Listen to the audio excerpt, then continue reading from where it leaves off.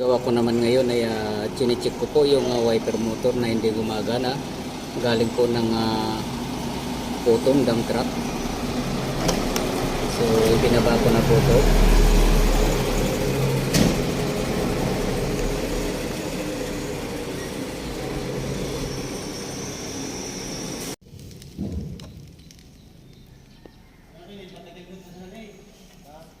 Ano din na nag-i-aris na ito, mga bago. Yan. Mga bagong gawa nila ha. Yan eh.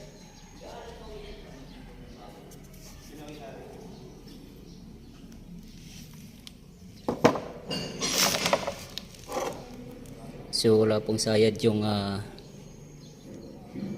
armature.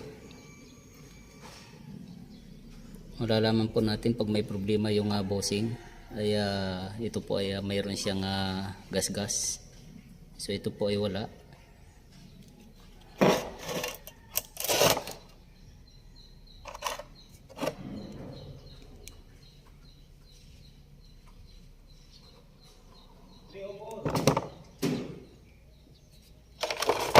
So yung problema po dito ay carbon brush po. Ayan po, na pod-pod na siya.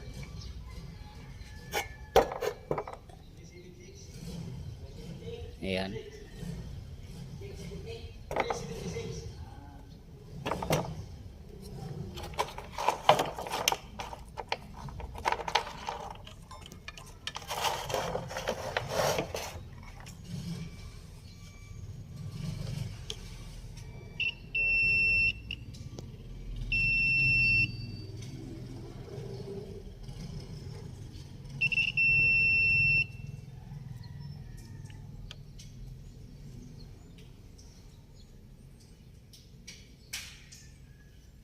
So pagdating dito ay walang contact. So ito yung positive power. So para gumana yung motor, kailangan may papasok na negative power. So ito po. Ayan. So kahit na walang problema yung wiring, hindi pa rin siya gagana dahil po dito hindi siya nagkaroon ng continuity. Wala siyang contact.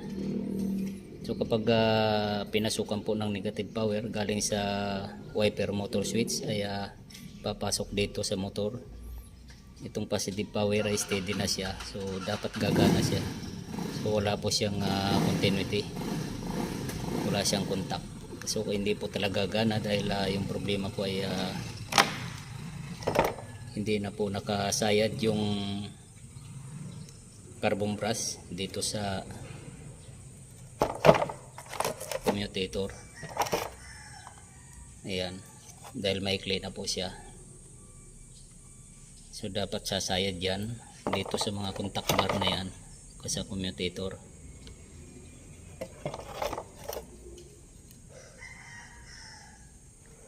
Kaya hindi po siya gumagana.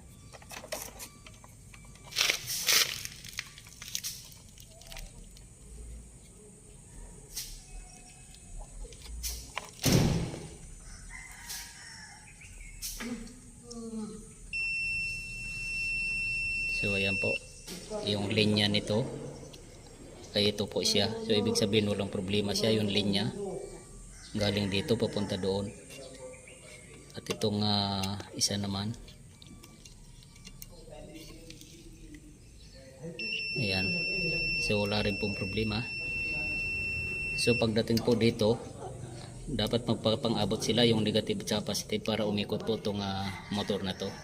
Yung po yung nagkaroon ng problema dahil po sa carbon brush. So orderan ko po ng carbon brush to para mapalitan ng bago.